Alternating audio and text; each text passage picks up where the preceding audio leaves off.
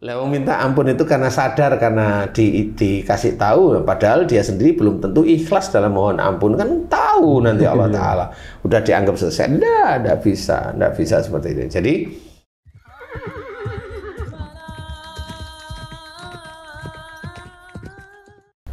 Bismillahirrahmanirrahim. Assalamualaikum warahmatullahi wabarakatuh. Waalaikumsalam warahmatullahi wabarakatuh. Para pemirsa dan sahabat beriman dimanapun berada, kita jumpa lagi di Ustadz Danu Official Channel. Semoga kita selalu dalam lindungan Allah Subhanahu wa Ta'ala. Amin. Amin ya rabbal alamin. Di video kali ini seperti biasa kita akan ngaji lagi bersama guru kita semua, Pak Ustadz Danu. Assalamualaikum Pak Ustadz. Waalaikumsalam warahmatullahi wabarakatuh. Amin ya rabbal alamin. Dan saya ditemani dengan sahabat saya Bang Jainuddin. Sehat ya Bang J? Alhamdulillah. Alhamdulillah. Sehat juga kan? Alhamdulillah sehat, insya Allah. Sahabat beriman dimanapun berada, penyakit yang menjadi itu momok lah ya di negara kita ini, yang paling banyak diderita itu penyakit gula. Nah ini, Pak Ustadz, sebenarnya Gula darah. gula ya, penyakit gula darah. Gula ini ada yang gula macam-macam ya, J? Kering dan basah. Yes. Pak Ustadz, penyakit gula sebenarnya disebabkan oleh apa sebenarnya Pak Ustadz? Ya. Bismillahirrahmanirrahim. Assalamualaikum warahmatullahi wabarakatuh. Waalaikumsalam warahmatullahi wabarakatuh. Amin ya rabbal alamin. Jadi gula ini penyakit yang orang itu merasa pendapatnya itu benar. Nomor satu itu. Ya, jadi perilaku sehari-hari itu pendapatnya merasa benar. Dan itu biasanya dimiliki oleh para pejabat atau pimpinan-pimpinan. Oh iya. Nah itu, karena pendapatnya selalu benar. Ya. Jadi kalau pendapatnya benar, ya begitu itu. Kalaupun umpamanya ada ustadz atau pemuka agama yang kena gula, ya sama aja. Merasa pendapatnya merasa benar. Jadi dia dalam memberikan pendapat itu ada pemaksaan, ada kalau memberikan sesuatu itu ada penekanan, istilahnya, penekanan. Kemudian kalau menyuruh, yang disuruh tidak mau itu dia jengkel, emosi. Nah itu dilakukan nggak seminggu, 2 minggu, setahun, 2 tahun, enggak, itu bertahun-tahun. Sehingga oleh Allah Ta'ala dijewerlah orang-orang seperti itu, insya Allah ya, itu dengan gula darahnya yang tinggi. Cuma kalau yang mengidap gula darah tinggi ini tetap saya bagi menjadi 2. Satu di umur di bawah 45, yang kedua di atas 45. Nah, kalau di umur itu di bawah 45 berarti dia sejak dulu memang merasa pendapatnya itu benar, sehingga selalu bersinggungan dengan orang tua. Oh. Ya, jadi dalam bicara pun dia seperti kayak meremehkan orang tuanya, merendahkan dalam hati, ya seperti itulah, merasa dia lebih pintar aja. Dan itu insya Allah akan muncul biasanya di bawah umur 45, biasanya. Jadi bagi sedulur-sedulur beriman yang lain, kalau memang gula darahnya cukup tinggi dan di bawah 45 sudah muncul, koreksi. Ada nggak memang sering ayal-ayal dengan orang tua, baik itu orang tua kandung maupun orang tua mertua ya. Oh, sama saja, ya, merasa dirinya benar dan sebagainya, merasa dirinya mampu, mamanya bisa memberikan sedikit hartanya untuk mertuanya atau orang tuanya, sehingga dia tidak melihat bahwa orang tuanya itu tetap orang tua yang harus dia hormati, seperti itu. Sehingga itulah nanti muncul sifat-sifat tidak baik seperti itu. Walaupun ada yang baik, ya masih ada yang masih ya. Ini yang tidak baik, kita membicarakan bagi orang-orang yang di hadapan Allah Ta'ala tidak baik. Karena orang-orang yang punya gula darah itu biasanya di hadapan orang-orang biasa kayak baik aja. Kayak baik, Pak. Ya kayak baik aja dia. Iya, kayak baik aja dia. Apalagi kalau dengan anak buahnya, iya kayak baik, wong dia kalau nggak ada anak buah juga nggak dapat uang kan gitu. Jadi ya kayak baik aja. Jadi kalau memang mau kembali ke jalan Allah, ayo saya berikan cara-caranya.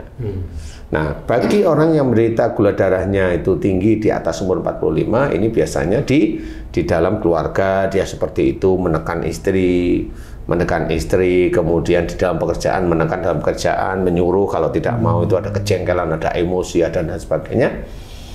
Insya Allah di atas 45 itu gula darah akan mulai muncul, dimunculkan oleh Allah Ta'ala seperti itu. Jadi, nah bagaimana kita kembali ke jalan Allah? Karena memang gula darah ini nggak bisa normal. Dia hanya dinetralkan dengan obat, pil atau injeksi seperti itu, hanya dinetralkan aja. Tapi nanti kalau suatu ketika nggak bisa, emang nggak bisa sama sekali. Ayo sedulur beriman semuanya, baik yang laki-laki atau wanita, ayo kita kembali ke jalan Allah. Insya Allah bisa kok. Kalau di umur 45, di umur sebelum 45, ayo cross check. Kemudian kita evaluasi dahulu, memang benar nggak dengan orang tua seperti itu atau dengan mertua seperti itu. Jadi istilahnya, mamanya ada begini, Ustadz saya orangnya diem, jadi saya nggak pernah ngomong dengan orang tua atau dengan mertua. Diemmu itu sebenarnya ya jengkel. Kenapa? Omonganmu kalau nggak digubris dengan orang tua itu ya jengkel sebenarnya. Nah, baru dia paham nanti. Oh begitu, iya insya Allah. Jadi ini adalah sangat berhubungan. Nah, mulailah dibentuk. Nah, kejengkelan dengan orang tua kalau beda pendapat, simpen terus-menerus. Nah, itu bisa menjadi nggak cuma gula darah yang tinggi, bisa aja besok terkena kanker pankreas. Oh, bisa kanker pankreas itu insya Allah ya karena itu. Ya, nah kalau yang terkena itu anak kecil, nah ini beda lagi. Anak yang belum akil baik sudah kena kanker pankreas, ini orang tuanya yang salah. Insya Allah orang tuanya yang salah di hadapan Allah Ta'ala. Siapapun dia, orang Islam atau dia non-Islam, orang tuanya yang salah. Karena orang tuanya eyel-eyelan dan merasa benar dengan orang tuanya, dengan kakek atau neneknya si adik yang kena kanker pankreas tersebut atau gula darahnya tinggi tersebut. Insya Allah seperti itu. Nah, gimana caranya bisa diizinkan normal oleh Allah Ta'ala? Ya kembali ke jalan Allah Ta'ala. Bagaimana caranya? Mohon ampun kepada Allah Ta'ala jika merasa pendapatnya selalu benar. Mohon ampun kepada Allah Ta'ala. Jika kalau menyuruh harus dikerjakan, kalau nggak dikerjakan jengkel, emosi, atau diem, atau keluar sama aja. Kemudian kalau itu udah mohon ampun terus-menerus, jangan pingin sembuh dulu, pokoknya mohon ampun terus-menerus pada Allah Ta'ala. Kemudian minta maaf pada orang tua. Karena ini sangat penting, minta maaf. Minta maafnya gimana?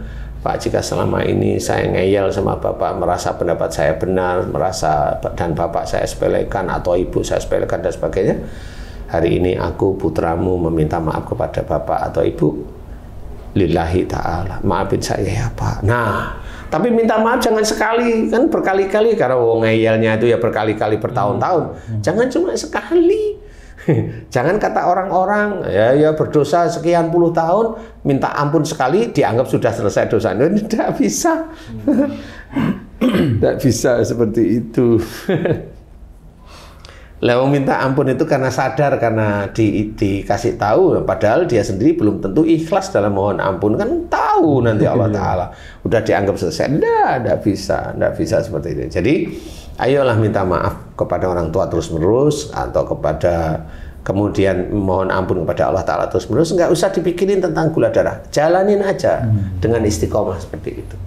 Nah, kemudian bagi yang gula darahnya tinggi di atas 45, minta maaflah pada pasangan, pada istri, karena biasanya yang gula darah tinggi itu suaminya, misalnya. Istri itu jarang, walaupun perempuan itu ada tapi jarang sekali.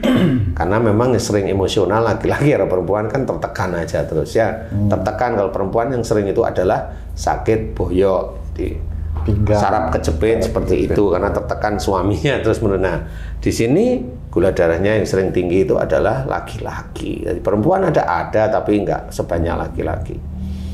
Nah, di titik inilah si suami sering minta maaf sama istrinya.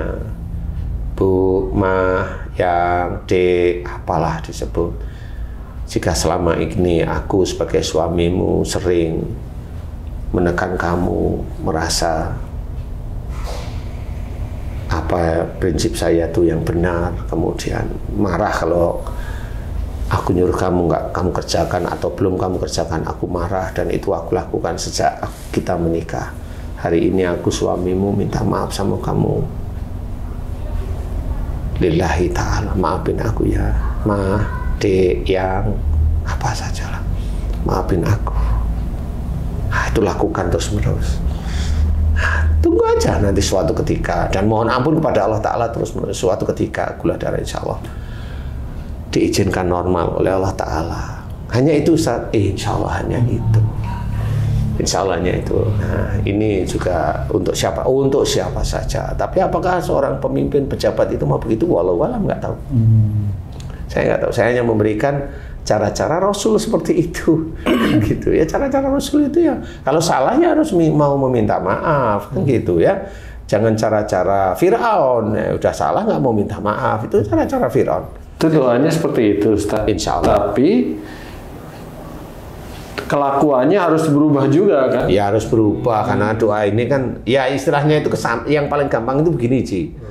Kita itu minta mohon kepada Allah Ta'ala agar Allah mau memberi rezeki kepada kita yang halal yang thayyib. Tapi kita hanya di rumah. Gimana rezeki bisa datang? Kan kita tetap harus ikhtiar, berikhtiar, berada seperti itu. Seperti Bang Haji itu perjuangan dan doa itu kan harus ya harus kita kerjakan. Jadi seorang yang mohon maaf kepada pasangan, mohon maaf kepada orang tua atau pada siapapun harus dilakukan dengan kehidupan sehari-harinya, jangan diulangi lagi. Nah, insya Allah nanti Allah akan merubah pankreas, kelenjar insulin yang rusak, nanti Allah yang akan menyelesaikan sendiri. Loh, emang Allah turun? Enggak sih. Kan di pankreas dan sama kelenjar insulin ada malaikat.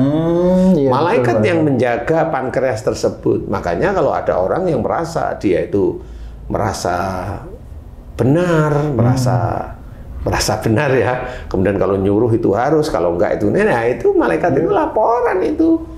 Tiap malam kepada Allah Ta'ala seperti itu, atau tiap Senin atau tiap Kamis itu laporan. Jadi jangan kaget kalau tubuh manusia itu banyak malaikat. Kenapa harus minta malaikat menjaga kita lagi dengan baca-baca surat tertentu? Iya ya. Malaikat di tubuh kita aja udah banyak lagi. Di mata itu nanti ada, di telinga, di pendengaran ada, di pikiran ada, motorik ada, otak kecil ada, di lidah ada, di mulut ada, di rahang ada. Semuanya ada, di jari-jari ada malaikat, di pergelangan. Ini kan ada semua. Komandonya ya malaikat raqib sama atid. Bagaimana tubuh ini akan kita gunakan untuk melakukan hal baik atau hal buruk. Naudzubillah seperti itu. Jadi nggak usah mau dijaga malaikat. Emang malaikat jaga terus maunya apa coba? Tanya coba. Maunya apa? Dijaga malaikat itu maunya apa coba? Ya kan maunya apa coba? Iya benar. Mau masuk surga dari mana titiknya? Iya. Malaikat jaga kamu dijaga malaikat atid aja nggak mau tahu, masih aja ya diikutin aja nggak pernah mau sadar kok mau diikutin ribuan malaikat. Ya, ketawa saya orang-orang yang masih begitu-begitu itu ketawa saya itu. Jadi janganlah seperti itu ya. Mudah-mudahan ini bisa manfaat bagi saudara yang lain. Ya. Amin. Wallahu a'lam. Amin. Alhamdulillah. Terima kasih banyak Pak Ustadz penjelasannya. Sahabat beriman dimanapun berada. Terima kasih atas perhatiannya. Jumpa lagi di video kami yang lain. Wassalamualaikum warahmatullahi wabarakatuh. Waalaikumsalam warahmatullahi wabarakatuh. Alhamdulillah.